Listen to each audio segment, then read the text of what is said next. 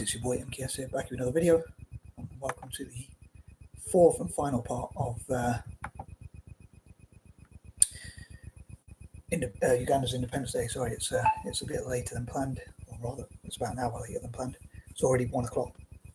In fact, I was hoping to finish before midnight, probably about 11 o'clock, but I got a bit distracted and all that kind of thing. But I like to wear these different caps for different videos, but this makes me think of Celtic because it's green and white, and it's got Portugal, which is we've got players going on a few times. Please forgive me repeating myself, but yeah, I thought I'd get this finished before I go to sleep. I won't say before the end of tonight, but technically it's a new day. But I thought I'd get this finished before I go to sleep. So I hope that it will benefit Uganda in the future. But I hope to benefit as much as Africa, if not even the world, as possible. So obviously it's easier said than done. But yeah, these are pointers number 31 to 40.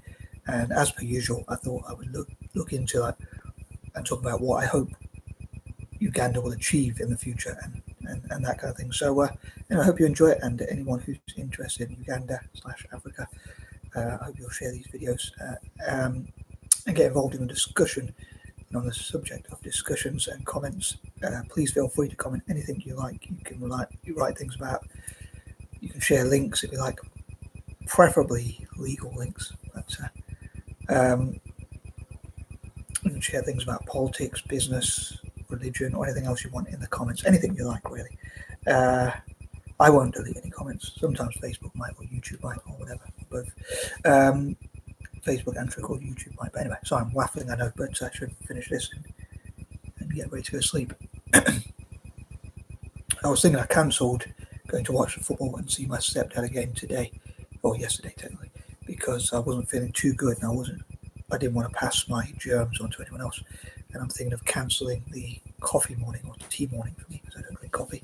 That I normally go to, as I mentioned before. But I feel a bit of a fraud. Like, part of me wants to go because it's cheap tea to save my mum some electricity, because I'm standing my still on mum. But which would be quite an irony if I achieved things in the future. But if I can do it, anyone can, I guess. But then again, I think I might just chill and work on my plans tomorrow from home, and like make as many videos as possible or whatnot. Although I don't feel that ill, I've got to say, thankfully, which is a good thing, I guess.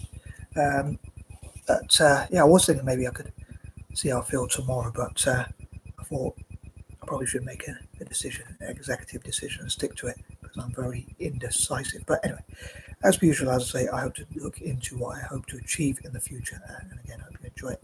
And here goes. So, number 31, I dream that I'll empower Uganda and the rest of Africa as much as possible. Uganda and the rest, and Rwanda and the rest of Africa especially. Number 32, I'd love to find out success stories from Uganda, and I hope they'll have many success stories in the future. I hope they'll learn from the past and learn from other nations, countries, or whatever you call them, what's worked and hasn't worked for other places or areas or whatever, to see what they should implement and what they should avoid doing. Hopefully learning from their own history and the history of other nations. And also I hope people will learn about Uganda and any facts, stats, figures, and general info knowledge about Uganda. Number 33, I dream they'll promote libertarianism. Find out about, promote libertarianism and that kind of thing, freedoms and that kind of thing. I'll drink to that. Obviously, I say in my videos that a lot of time that these are my own personal opinions. So not everyone's, what's the word? Not everyone's in favour of. I was going to say favour of. Not everyone's in favour of libertarianism, but I am. So I'm going to talk about that and promoting that. I'm a failed libertarian, as I sometimes say, as a dog winner. But I want to give people as much freedoms and choices as possible. And rather controversially, I believe in privatisation, the deregulation of industries, and less taxes, and less state control, like people being able to make more decisions in their lives. And I think I'll say it's in point number 34, just so I can move on. I think it could be in point number 33, but I'm going to say it in point number 34, as I think of like 3, 4, freedom from force. So again, I'll drink to that. I got a bit peckish, so I got something to eat, so that made me a bit, and then I started watching YouTube as usual. But anyway, I tried to watch TV, but I couldn't find anything that I thought would be interesting, so I thought I'd just go on to YouTube. But talking about freedom from force, I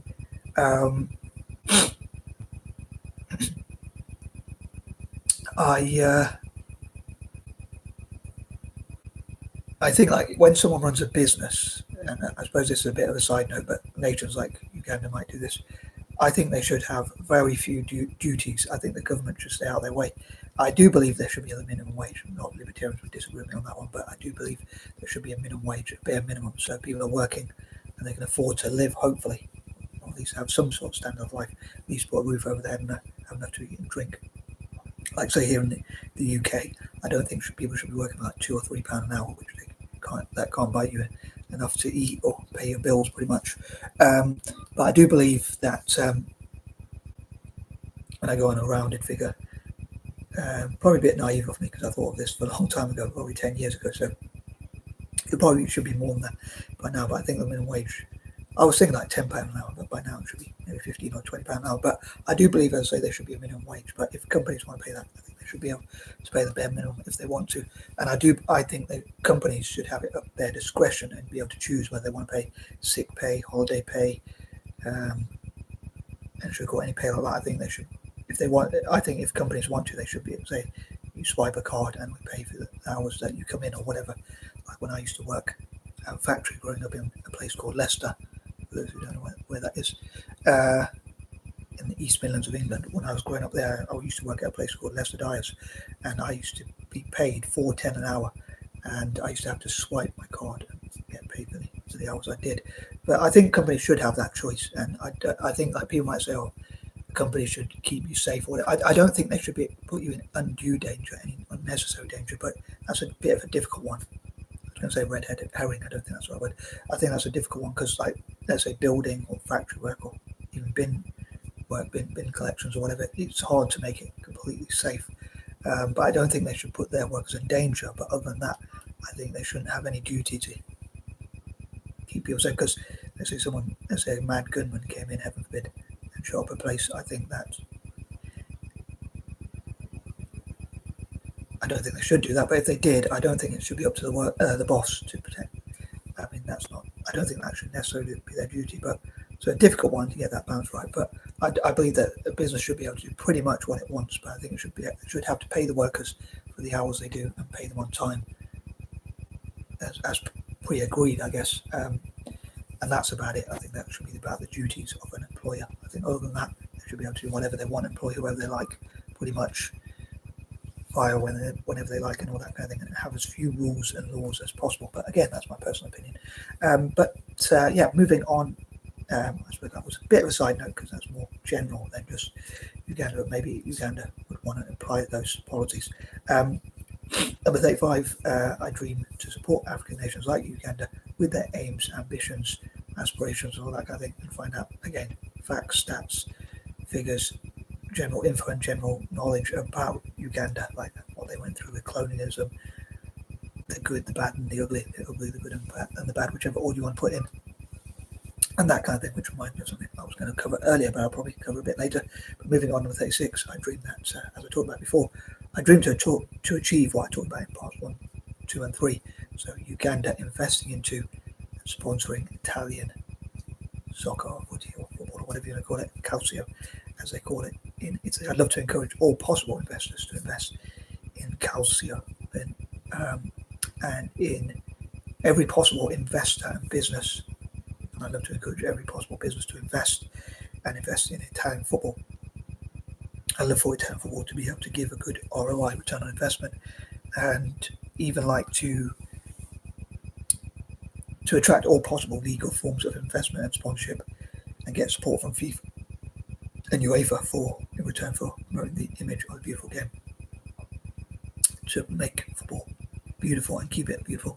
And I'd love for Italian football to have as many academies and sports clubs in Uganda, but also be invested into and sponsored by Uganda as well. I'd love for every possible nation and even town, city, village, and place generally, even where I grew up, like Leicester, for instance, maybe, if I'm really dreaming, to invest in Italian teams. So as many investors around the world to invest in Italian soccer teams, to be honest. And that's kind of a side note, but that would include Uganda and Ugandan companies as well. But also, I'd love to encourage investors to invest in Uganda. But with Italian teams, I'd love for them to be invested in by the companies, corporations, investors, and anyone who invests. In this case, let's say with Uganda, begin with the same letters. So, for instance, Uganda to invest in Udinese, as I talked about before, and also sponsor them. But maybe even sponsor like Italian football competitions and have football matches between each other. But moving on, number 37, same sort of thing for Celtic. And also, I think of like, I know I normally mention many hands make light work, but again, achieving what I talked about in parts 1, 2, and 3. I dream that nations like Uganda and Rwanda and the rest of Africa will work together for each other's good to build robots which they can sell to the rest of the world, maybe by 2030 or even before then, ASAP. I wanted done yesterday, so to speak, to build robots that do people's cleaning, washing clothes, ironing, drying, washing dishes, drying dishes, and all the chores which would free us up to do things we want to do. And also, if they work together, many hands make light work, so African nations could work for each other's good as well, to benefit each other, and maybe work with the African Union and that kind of thing. Again, Rwanda, Uganda, Central Africa, South Africa, and all of Africa really, I hope, will unite together and work together, even like Arab Africa and Black Africa, as they say, working together for each other's good. Number 38, I'd love for people, I'm just trying to remember my point there, you might see me pause there, but I'd love for people to talk about the good, the bad, and the ugly, bad, and good. I like to say the best and last, but whichever way you want to put it. So, about Uganda. So, what are some negatives about Uganda? Maybe like the history, how they choked Asians out, or whatever.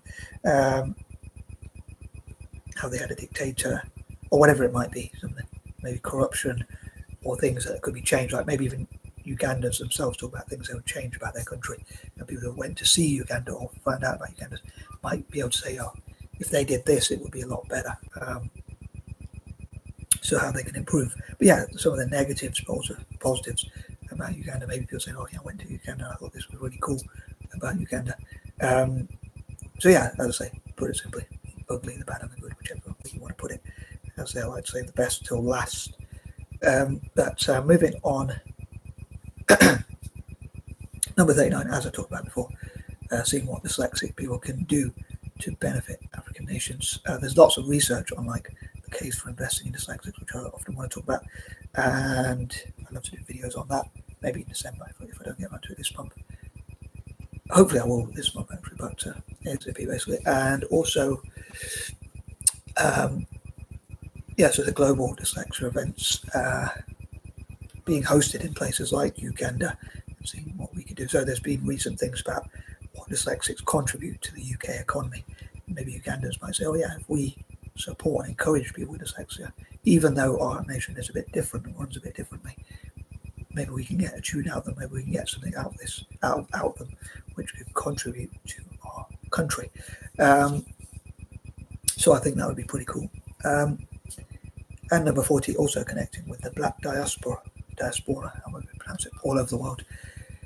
And I think that covers everything. But yeah, please let me know what you think about my video, or anything you want to comment in the comments, and any thoughts you have on Uganda, what they could do to improve, what some of the negative things about them, what some of the positive things about them, any facts about their history, as I say, facts, stats, figures, general info and knowledge, and whatnot. And I am out.